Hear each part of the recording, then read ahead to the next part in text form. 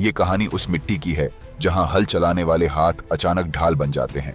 1398 में आया एक लुटेरा जिसने कत्लेआम पर कत्लेआम किए और लग रहा था कि कोई भी उसको रोक नहीं पाएगा, लेकिन कुछ ऐसा हुआ जिससे पूरा माहौल ही बदल गया। ये कहानी डर के सामने खड़ी हुई जमीन की है, और जब लुटेरा समझता है कि राज सिर्फ तलवार से चलता है, तब उसे पता चलता है कि इस धरती पर रास्ते मिट्टी नहीं, लोग बनाते हैं। तो चलिए शुरू करते हैं। 1398 में तैमूर ने भारत पर चढ़ाई की योजना बनाई। उसकी सेना समरकंद से रवाना होकर सिंधु नदी पार कर भारतीय सीमा में दाखिल हुई। पहले चरण में पंजाब और मुल्तान पर हमला हुआ। अटक और दीपालपुर पार करते हुए तैमूर की सेना ने छोटे किलों और गांवों पर आक्रमण किया। स्थानीय हिंदू और मुस्लिम सरदारों का प्रतिरोध जल्द ही कुचल दिया गया। मुल्तान पर चढ़ाई के दौरान सैकड़ों गांव लूटे गए, मंदिर तोड़े गए और लोगों को गुलाम बनाया गया। प्रतिरोध वाले क्षेत्रों में खुले जनसंहार हुए। लाहौर के आसपास पूजा स्थल तोड़कर मस्जिदें बनाई गईं। सिरहिंद और भटिंडा में उसकी टुकड़ियां किलों को जलाकर आगे बढ़ीं। खाद्य भंडार लूटे गए और ग्रामीणों को रसद देने पर मजबूर किया गया। पूरे पश्चिमी पंजाब में तैमूर की मौजूदगी भय का प्रतीक बन चुकी थी। उसने बहुल हिंदू आबादी वाले गांवों को प्राथमिकता से निशाना बनाया। मंदिरों में छिपा धन और अनाज जब्त किया गया। इस्लामी सत्ता स्वीकारने वालों को बख्शा जाता, बाकी गांव जला दिए जाते। अक्टूबर 1398 तक तैमूर की सेना करनाल, पानीपत, अंबाला और कैथल पार कर गंगा दोआब में प्रवेश कर चुकी थी। इस समय उसके पास लगभग 1 लाख सैनिक थे। इस यात्रा के दौरान कई हजार हिंदू नागरिक बंदी बनाए गए। उन्हें दिल्ली पहुंचने से पहले एकत्रित रखा गया ताकि वहां सार्वजनिक रूप से दंडित किया जा सके। तैमूर ने उन्हें काफिर घोषित किया और उनके नरसंहार की योजना बनाई। जफरनामा में दर्ज है कि भारत को उस समय दारुल हर्ब यानी ऐसा क्षेत्र जो इस्लामी शासन के अधीन नहीं था, और तैमूर का उद्देश्य इसे दारुल इस्लाम यानी इस्लामी शासन व कानून वाला इलाका बनाना था। इस अभियान में उसका मकसद सिर्फ लूट नहीं बल्कि इस्लामी सत्ता का विस्तार भी था। इन शुरुआती महीनों में कोई संगठित सैन्य प्रतिरोध सामने नहीं आया। ग्रामीण आबादी भागकर जंगलों में छिप गई, बाकी लूट और हिंसा की शिकार बनी। दिल्ली से लगभग 100 मील पहले तक का क्षेत्र पानीपत, सोनीपत, करनाल पूरी तरह तैमूर के कब्जे में था। कई गांवों में हिंदू ग्रामीणों की गर्दनें काटकर पेड़ों पर लटका दी गई ताकि आगे भय फैलाया जा सके। तैमूर की फौज रोज कई मील चलती, गांवों पर कब्जा करती और रात में तंबू लगाकर ठहरती। अब तक किसी क्षेत्रीय शासक ने युद्ध की औपचारिक घोषणा नहीं की थी और वह निर्बाध दिल्ली की सीमा तक पहुंच गया। दिल्ली उस समय सुल्तान नासिरुद्दीन महमूद के अधीन थी, लेकिन सत्ता मल्लू इकबाल जैसे अमीरों के हाथ में थी। सल्तनत तितर बितर थी और तैमूर को रोकने की स्थिति में नहीं थी। जफरनामा के अनुसार तैमूर के सैन्य सलाहकारों ने इतने बंदियों को साथ रखने को खतरनाक बताया और इसलिए 29 दिसंबर 1398 को तैमूर के आदेश से एक ही दिन में लगभग 1 लाख हिंदू बंदियों का नरसंहार किया गया। स्त्रियों और बच्चों तक को नहीं छोड़ा गया। कतार में खड़ा कर गर्दनें काटी गईं, शवों को खाइयों में फेंका गया और कुछ स्थानों पर सिरों की मीनारें बनाई गईं। इब्न अरब शाह के अनुसार यह काफिरों के इस्लाम न स्वीकारने का परिणाम था। दिल्ली के पास पहुंचकर तैमूर ने पुरानी दिल्ली को निशाना बनाया, जहां हिंदू व्यापारी और पुजारी रहते थे। नगर में घुसते ही मकान जलाए गए, मंदिर लूटे गए, महिलाओं की हत्या की गई। उसकी रणनीति थी कि जनता पर इतना भय डाला जाए कि कोई प्रतिरोध न उठे। अमीर शाह मलिक और अली सुल्तान तवाची जैसे कमांडर ने नगर के अलग हिस्सों में जाकर हिंदू नागरिकों को तलवार से मार गिराया। इलियट एंड डॉसन के अनुसार हर सैनिक ने औसतन 20 से 50 लोगों को गुलाम बनाया। कीमती सामान समरकंद भेजा गया और कई कारीगरों को जिंदा पकड़कर मध्य एशिया ले जाया गया। नासिरुद्दीन महमूद भाग गया और मल्लू इकबाल का कोई जिक्र नहीं मिलता। तैमूर 3 दिन दिल्ली में रुका और खुली लूट हत्या के बाद घोषणा की कि अब दिल्ली उसके कब्जे में है। दिल्ली नरसंहार के बाद जनसंख्या घटकर आधी रह गई थी। व्यापार, पूजा स्थल और नागरिक व्यवस्था ध्वस्त हो चुके थे। तैमूर ने वहां कोई स्थायी सत्ता नहीं बनाई। वह केवल लूट के लिए आया था और फिर उसकी सेना मेरठ, हरिद्वार और सहारनपुर की ओर बढ़ी। दिल्ली से मेरठ तक लगभग 70 किलोमीटर के क्षेत्र में गुर्जर, जाट, अहीर, ब्राह्मण, राजपूत, त्यागी और वाल्मीकि जैसी जातियों की बहुलता थी। गांवों में पंचायती शासन चलता था। तैमूर की सेनाएं अब गंगा दुआब के मेरठ, सहारनपुर, मुजफ्फरनगर, हरिद्वार और गढ़वाल क्षेत्रों की ओर बढ़ रही थीं। उसने 3 दिशाओं में टुकड़ियां भेजीं, पश्चिम में सहारनपुर, मध्य में मेरठ और पूर्वोत्तर में गढ़वाल सीमांत तक। इनका उद्देश्य था रसद जुटाना और आगे के मार्ग साफ करना। लेकिन इसी समय दिल्ली से भागे व्यापारी, साधु और तीर्थयात्री गांवों में पहुंचे और वहां के लोगों को बताया कि तैमूर की सेना मंदिर नष्ट कर रही है, हिंदुओं का कत्लेआम कर रही है और महिलाओं को गुलाम बना रही है। इन खबरों ने पूरे क्षेत्र में भय और रोष फैला दिया। इसी माहौल में सहारनपुर के एक प्रभावशाली किसान नेता देवपाल ने सभी जातियों के पंचों को एकत्र कर महापंचायत का प्रस्ताव रखा। उन्होंने कहा कि यह अब केवल पंचायत नहीं, बल्कि समस्त क्षेत्र की सामूहिक रक्षा का प्रश्न है। सुझाव था कि सभी गांवों के प्रतिनिधि मिलकर निर्णय लें। इसके बाद 100 से अधिक गांवों के प्रतिनिधि सहारनपुर पहुंचे। महापंचायत में हर जाति का प्रतिनिधित्व था। सभा का उद्देश्य स्पष्ट था, एकजुट होकर तैमूर की सेना का मुकाबला करना। इसमें यह भी तय हुआ कि यह अस्तित्व की लड़ाई है, जो गांव नहीं लड़ेगा वह समाप्त हो जाएगा। सभा में बताया गया कि तैमूर की सेना विशाल और सुसज्जित है, इसलिए सीधा युद्ध नहीं बल्कि गुरिल्ला रणनीति अपनाई जाएगी। पंचायत ने सर्वसम्मति से 3 निर्णय लिए। 500 घुड़सवार जासूसों की टुकड़ी बनेगी जो तैमूर की हर गतिविधि पर नजर रखेगी।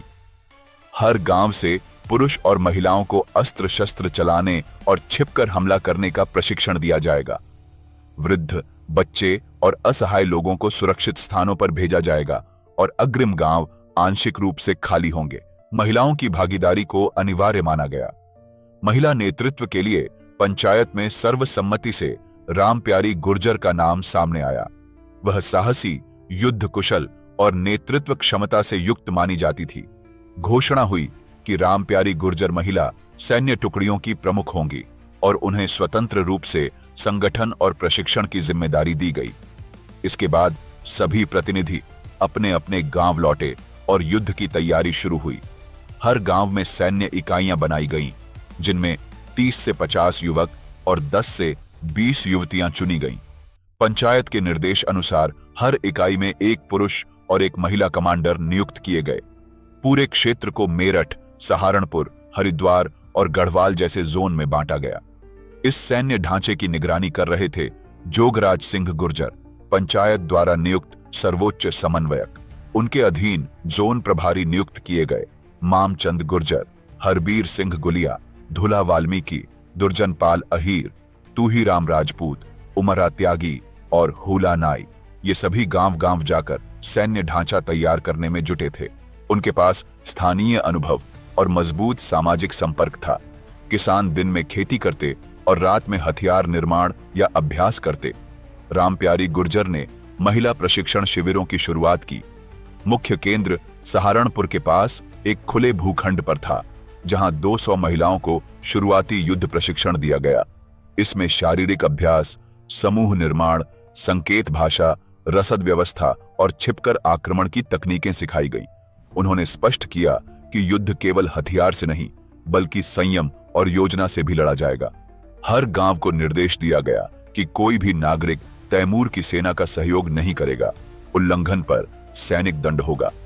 धार्मिक स्थलों की मूर्तियां और ग्रंथ सुरक्षित स्थानों पर भेजे गए। विद्यालयों को अस्थायी अस्पताल या भंडार केंद्रों में बदला गया। पंचायत ने नकली शिविर और झूठे रास्तों के जरिए तैमूर की सेना को भ्रमित करने की योजना बनाई। जंगलों में छिपे संकेत चिन्ह बनाए गए। संदेशवाहकों की योजना पंचायत के पास थी। मिट्टी पर कोड और महिलाओं के सिर के कपड़ों में गुप्त चिट्ठियां पहुंचाई जाती। बच्चों को भी सूचना वितरण के लिए तैयार किया गया। गांवों को अब समझ आ गया था कि यह युद्ध केवल सेना का काम नहीं, बल्कि सामाजिक और प्रशासनिक समायोजन बन चुका था, जिसमें हर वर्ग शामिल था। तैमूर की सेना अब मेरठ की ओर बढ़ चुकी थी, लेकिन अब उसकी राह आसान नहीं रहने वाली थी। कुछ ही हफ्तों में महिला सेना की संख्या 40,000 तक पहुंची। रामप्यारी गुर्जर ने कुछ महिलाओं को कमांडर चुना, जिन्हें स्वतंत्र संचालन की अनुमति दी गई। प्रमुख कमांडरों में हरदई जाट, देवी कौर राजपूत और चंद्रो ब्राह्मण थीं। रामप्यारी गुर्जर ने सुनिश्चित किया कि महिला टुकड़ियां अलग अलग क्षेत्रों में तैनात रहें, ताकि कोई एक इलाका निर्भर न रहे। मेरठ, सहारनपुर, गढ़वाल और हरिद्वार के आसपास उपकेंद्र बनाए गए, जो पंचायत के सैन्य नेटवर्क से जुड़े थे। इस प्रकार पहली बार इतने बड़े पैमाने पर महिलाओं को बिना किसी दरबारी आदेश के युद्ध में संगठित रूप से शामिल किया गया।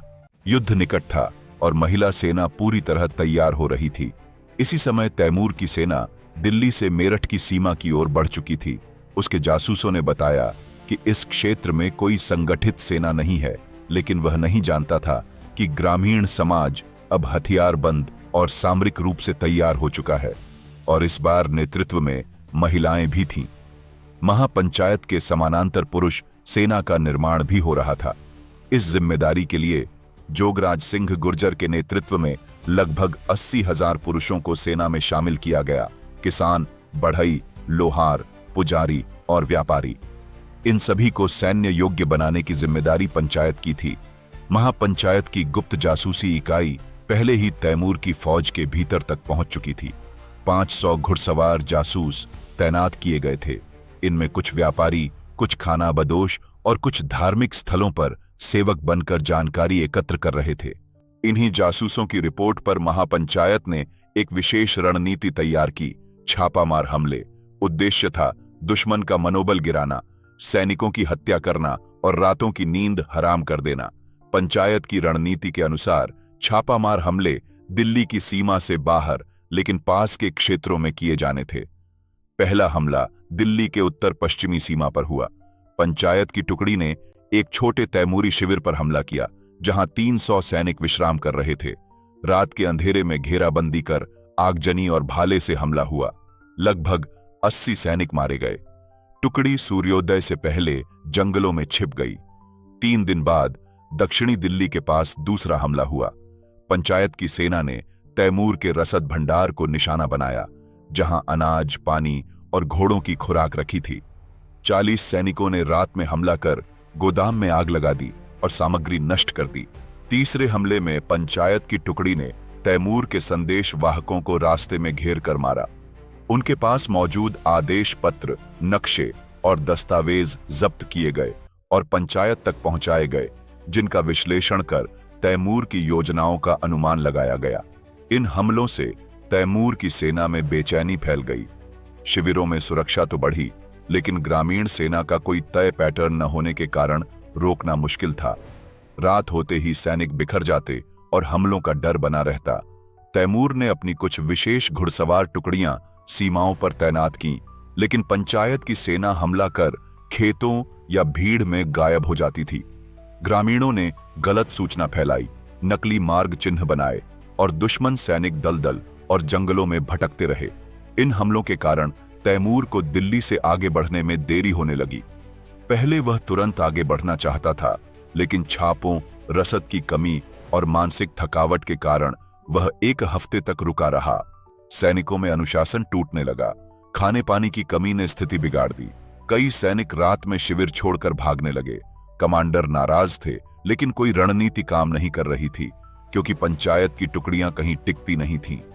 तैमूर स्वयं भी इन हमलों से मानसिक रूप से परेशान था। विवरणों के अनुसार वह इन्हें काफिरों की छाया युद्ध कहकर वर्णित करता था, जहां कोई राज्य, कोई दरबार नहीं था, लेकिन हर खेत, हर पेड़, हर आदमी दुश्मन जैसा लगता था। थकान, अस्थिरता और डर से उसकी सेना कमजोर हो चुकी थी, और तब पहली बार तैमूर की सेना ने बिना प्रत्यक्ष युद्ध के अपनी स्थिति बदलनी शुरू की, जबकि पंचायत की मुख्य सेना अब भी मैदान में आई भी नहीं थी। तैमूर के कमांडरों को उम्मीद थी कि दिल्ली से बाहर का क्षेत्र असंगठित होगा, लेकिन सच्चाई इसके विपरीत थी।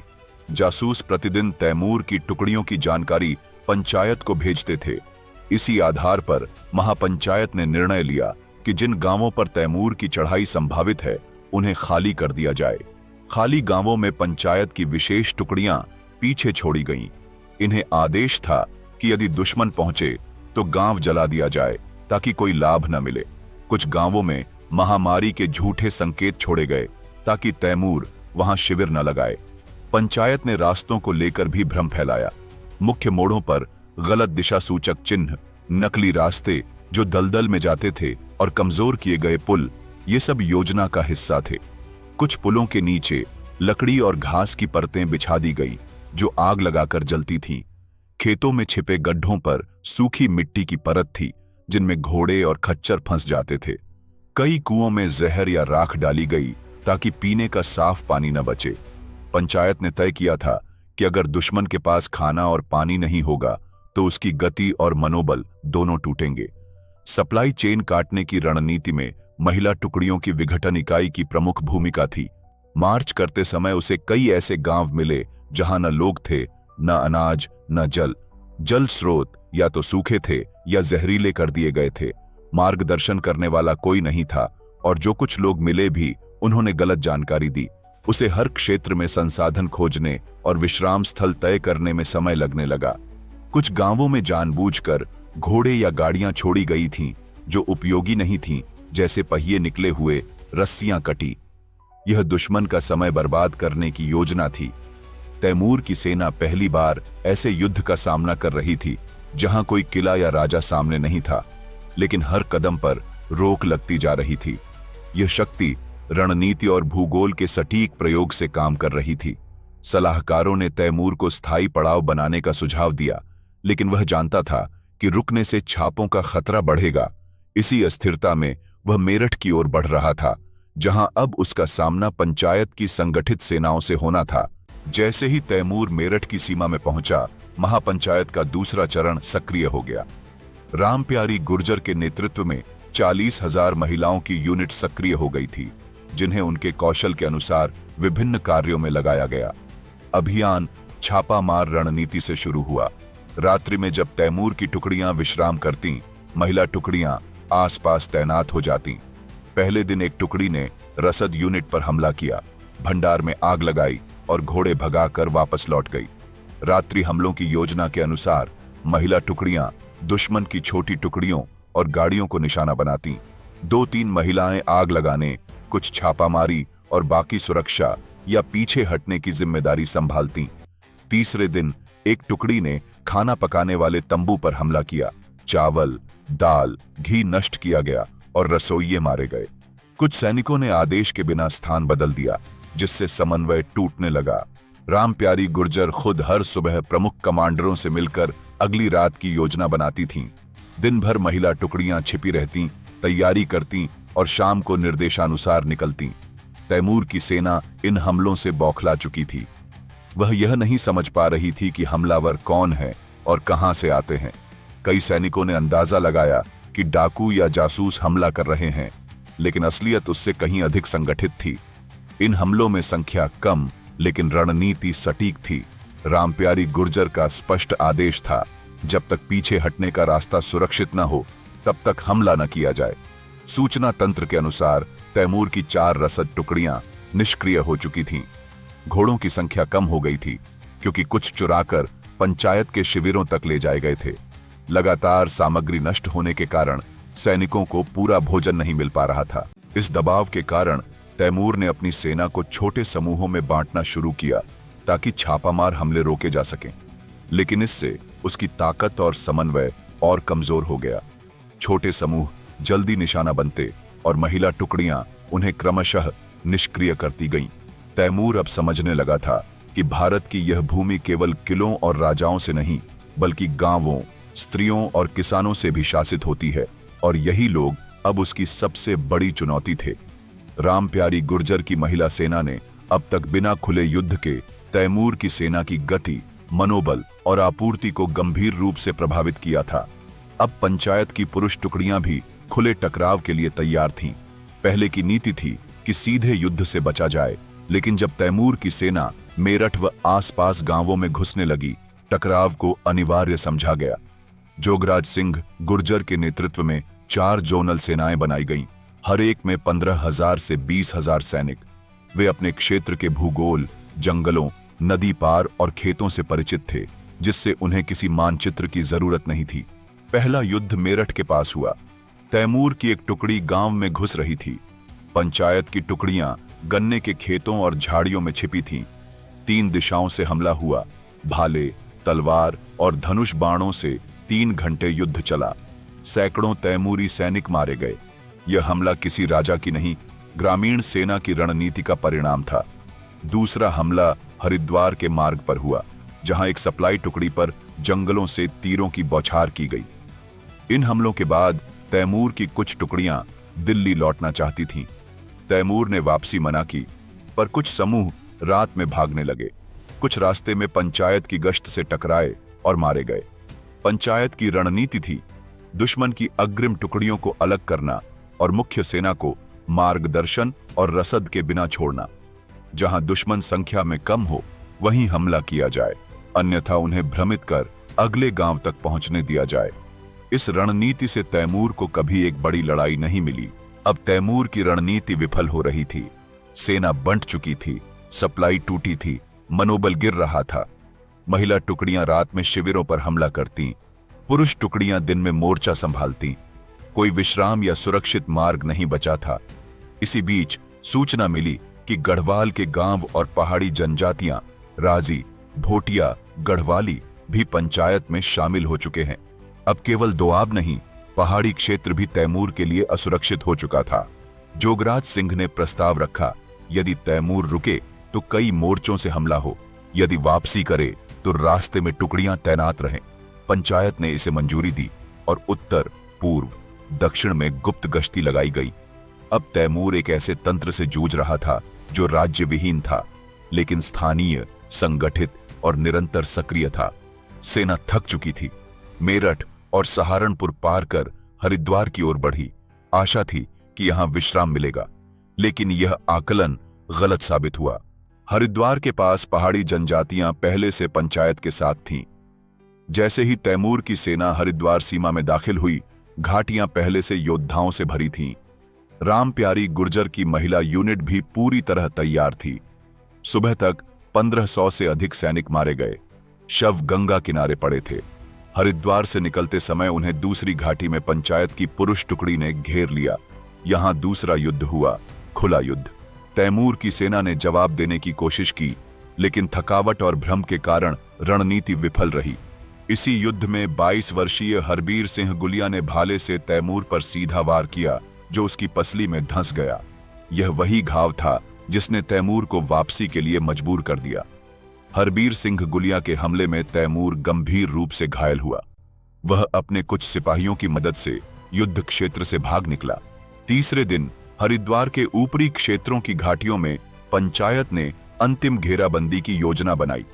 दक्षिण से महिला दल, उत्तर से गढ़वाली तीरंदाज और पश्चिम से पुरुष सेना ने हमला किया। इस बार युद्ध नहीं हुआ। तैमूर की सेना शिविर छोड़कर जंगलों की ओर भाग गई। यह पहली बार था कि किसी इस्लामी आक्रमणकारी की सेना बिना विजय, बिना लूट और बिना जीत के पीछे हटती दिखाई दी। हरिद्वार के बाद पंचायत ने तैमूर की वापसी के सभी मार्गों पर निगरानी लगाई। भागते सैनिकों को रोका गया और तैमूर की वापसी को अपमानजनक बनाया गया। हरिद्वार में हार और तैमूर का घायल होना निर्णायक मोड़ था। अब यह स्पष्ट था कि वह असफल हो चुका है। जो आक्रमणकारी दिल्ली में सिरों की मीनारें बनवाता था, अब वह खुद थकी और बिखरी सेना का नेतृत्व कर रहा था। तैमूर की वापसी की कोई योजना नहीं थी, लेकिन अब वह मजबूरी बन गई थी। उसे पश्चिम की ओर पुराने मार्गों से लौटना पड़ा। दिल्ली की ओर लौटते समय फिर से गुरिल्ला हमलों का सामना हुआ। पंचायत की यूनिट्स ने आदेश दिए थे, हर काफिले को रोको, हर सप्लाई लूटो, कोई टुकड़ी सुरक्षित न निकले। सेना में असंतोष बढ़ने पर तैमूर ने अमीर शाह मलिक को एक अलग टुकड़ी के साथ रास्ता साफ करने का आदेश दिया, लेकिन बागपत के पास इस टुकड़ी पर हमला हुआ और लगभग 700 सैनिक मारे गए। तैमूर भयभीत हो चुका था। शरफुद्दीन अली यज़दी ने जफरनामा में लिखा, हरिद्वार के बाद हिंदुस्तान की जमीन तैमूर के लिए कांटों भरी हो गई थी। जहां वह रुकता वहां हमला होता। अब उसने पंजाब की ओर लौटना शुरू किया, लेकिन वहां भी राजपूत और जाट योद्धा पहले से घात में थे। वापसी का मार्ग संकरी गली जैसा बन गया था, जहां हर मोड़ पर हमला होता था। कई स्थानों पर छोटे झड़पें हुई, लेकिन तैमूर की प्राथमिकता अब केवल एक थी, किसी तरह जीवित समरकंद पहुंचना। वह रावी नदी के किनारे किनारे बढ़ा और कठिनाई से सिंध पार कर पाया। उसका अभियान, जिसे अक्सर दिल्ली की लूट तक सीमित बताया गया, असल में हरिद्वार की चोटियों और मेरठ की पंचायतों में समाप्त हुआ। हरबीर सिंह गुलिया के भाले से मिले घाव कभी पूरी तरह ठीक नहीं हुए। इब्न अरब शाह ने अजाइब अल मकदूर में लिखा, वह हर रात हिंद के साए में कांपता था। तैमूर की वापसी के साथ ही पश्चिमी उत्तर प्रदेश, हरियाणा और गढ़वाल में राहत की लहर फैल गई। रामप्यारी गुर्जर की 40,000 महिला सेना में से लगभग 15,000 महिलाएं शहीद हुईं। जो लौटीं, वे केवल सैनिक नहीं, पूरे समाज की प्रतीक बन चुकी थीं। गांवों में उन्हें वीर माता, रणांगना और धर्मरक्षक कहा गया। रामप्यारी गुर्जर ने कोई सम्मान या पुरस्कार नहीं मांगा। वह सहारनपुर लौटकर साधारण जीवन जीने लगी। उनके नाम पर हरिद्वार, मेरठ, बागपत और गढ़वाल की लोक कथाओं में गीत, किस्से और शिक्षा बनी। कुछ पंचों ने प्रस्ताव रखा कि रामप्यारी गुर्जर के नाम पर एक रक्षा संस्था बने, जहां लड़कियां युद्ध कला सीखें। यह परंपरा कुछ दशकों तक गांवों में चली, लेकिन मुगल और फिर ब्रिटिश शासन के कारण धीरे धीरे समाप्त हो गई। ब्रिटिश प्रशासन ने 19वीं सदी में जब जनजातीय वर्गीकरण किया, तो गुर्जर, जाट, अहीर और वाल्मीकि समुदायों को क्रिमिनल ट्राइब घोषित किया, ताकि उनकी सैन्य परंपरा को दबाया जा सके। शहरों के इतिहास में भले यह नाम न हो, लेकिन गांवों की स्मृति में रामप्यारी गुर्जर कोई कल्पना नहीं, बल्कि एक ऐतिहासिक व्यक्तित्व है, जिनकी तलवार ने तैमूर जैसे आक्रमण को रोका। पर असली सवाल आज का है कि हम अपनी अगली पीढ़ी को किसकी कहानी सौंप रहे हैं। कुछ मशहूर अभिनेता अपने बच्चे का नाम तैमूर रखते हैं। ये सिर्फ उनके घर का फैसला नहीं था, बल्कि ये हरिद्वार के किनारों, मेरठ की पंचायतों और रामप्यारी गुर्जर की शहादत पर पड़ा एक सीधा कटाक्ष था। जिस नाम के पीछे दिल्ली का नरसंहार, गुलामी की जंजीरें और पूजा स्थलों का विध्वंस जुड़ा है, वह नाम जब हम हंसते हंसते उच्चारते हैं, तो हम अपने ही इतिहास पर हंसते हैं। नाम अक्षर नहीं, बल्कि पहली पाठशाला है। बच्चा सबसे पहले अपने नाम की कहानी सीखता है। अगर हम उसे तैमूर की कहानी देते हैं, तो हम उसे सिखाते हैं कि लूट, कत्लेआम और अपमान भी सम्मानित हो सकते हैं। और अगर हम उसे रामप्यारी गुर्जर, हरबीर सिंह गुलिया, जोगराज सिंह गुर्जर, देवपाल जी की कहानी देते हैं, तो हम उसे सिखाते हैं कि गांव खड़े होकर लुटेरों की चालें तोड़ देते हैं। क्या तैमूर जैसे नामों को ग्लैमर देना हमारी प्राथमिकता है, या उन लोगों को स्मरण देना जिन्होंने बिना राज दरबार, बिना सेना भत्ते अपनी मिट्टी बचाई? क्या हमें अपने घरों की दीवारों पर लुटेरों की छाया चाहिए, या पंचायतों की हस्तलिखित घोषणाएं जिनमें लिखा था कि यह भूमि लड़कर बचेगी? जब कोई सेलिब्रिटी तैमूर का महिमा मंडन करता है, तो वह सिर्फ आस्था नहीं, इतिहास बोध को भी सस्ता करता है।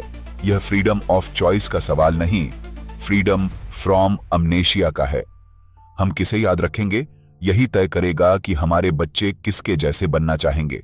अगर हमें सचमुच अपनी मिट्टी का सम्मान चाहिए, तो शुरुआत घर से होती है, नाम से होती है। और अगर यह कहानी आपको हिला गई, तो आपको रानी दुर्गावती का बलिदान जानना चाहिए, रानी लक्ष्मीबाई की जंग देखनी चाहिए और रानी कर्णावती के साहस से रूबरू होना चाहिए। अगर आपको हमारा रिसर्च अच्छा लगे, तो नीचे डिस्क्रिप्शन में दिए लिंक से सपोर्ट करें। जय हिंद, जय भारत।